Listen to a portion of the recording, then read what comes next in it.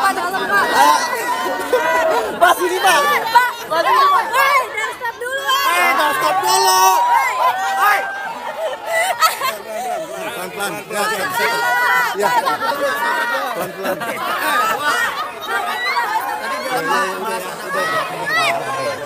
Oke, udah pelan-pelan. Nah, biar yang TV dapat, Kudu tenang ya. Nah, yang dikasih, yang nggak dikasih, yang dikasih dia minta keringanan pajak beberapa perusahaan dulu sebelum tahun 2023 kejadiannya kalau nggak salah, untuk dihilangkan kewajiban pajak yang nggak bisa. Itu kan udah terjadi masa lalu dan perusahaannya untung dan ada komponen perusahaan asing juga di situ. Pak, kalau pengurangan subsidi tadi, dia ada angka signifikan perubahan nggak sih Pak di 2026? Tadi Bapak bilang ya ada subsidi. Oh, bukan dikurangin, kita redesain subsidinya supaya lebih tepat sasaran.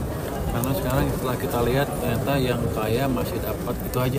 Pak, kalau untuk langkah-langkah soal transfer ke daerah, bea cukai Pak, akan ada memperbaiki bea cukai Pak. Tadi kemarin kan Bapak juga waktu awal itu kan juga pernah. Saya dikasih waktu 6 bulan ke depan mendesain.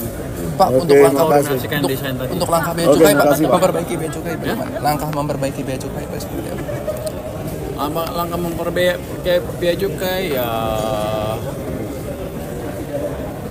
misalnya untuk rokok kita taruh mesin-mesin pencacah rokok, penghitung rokok di pabrik-pabriknya mungkin akan kita terapkan mulai awal tahun akan diterapkan, dijalankan, akan berjalan penuh Mei Juni tahun depan.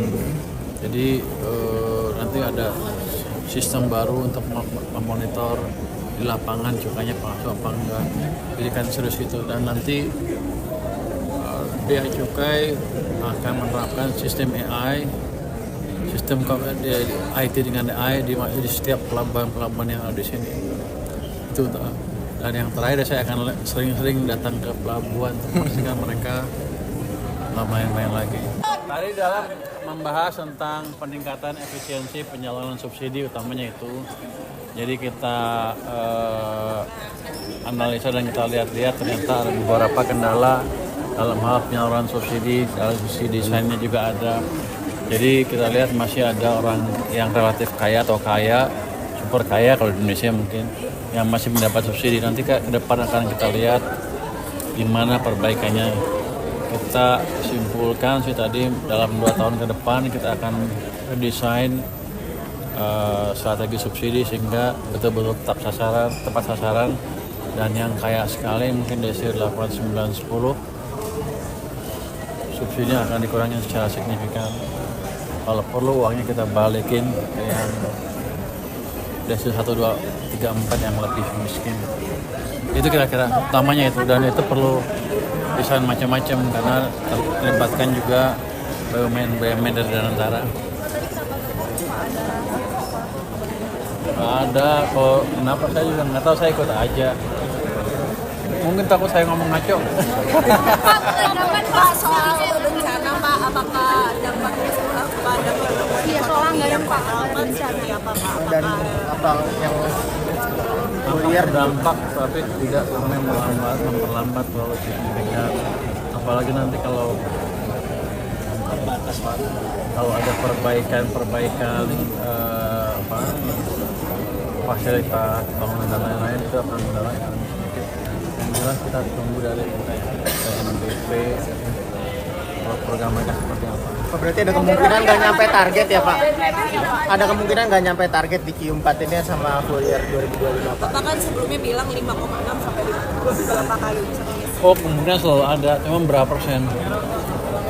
Dampaknya berapa 10%. Saya pikir sih di atas 5, masih akan di atas 5,5%. Kita akan monitor kondisi keuangan di sistem finansial. Kalau masih dianggap kurang, saya akan gelontorkan lagi uang saya ke perbankan.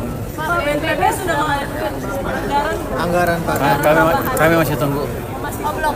Tapi uang mereka udah punya uang di anggaran mereka ada 500 miliar lebih, mungkin belum habis. Tapi kita sediakan nanti kalau diperlukan lebih banyak dari itu. Dari pos mana Pak? Apakah dari Pos anggaran yang anggarannya mereka, cadangan bencana punya BNPB. Jadi aman. Karena kata Helios kerugiannya. Udah? Kapan? Kan sudah nih kemarin. Kita udah cairkan sebagian sudah yang dana desa sudah. Ya?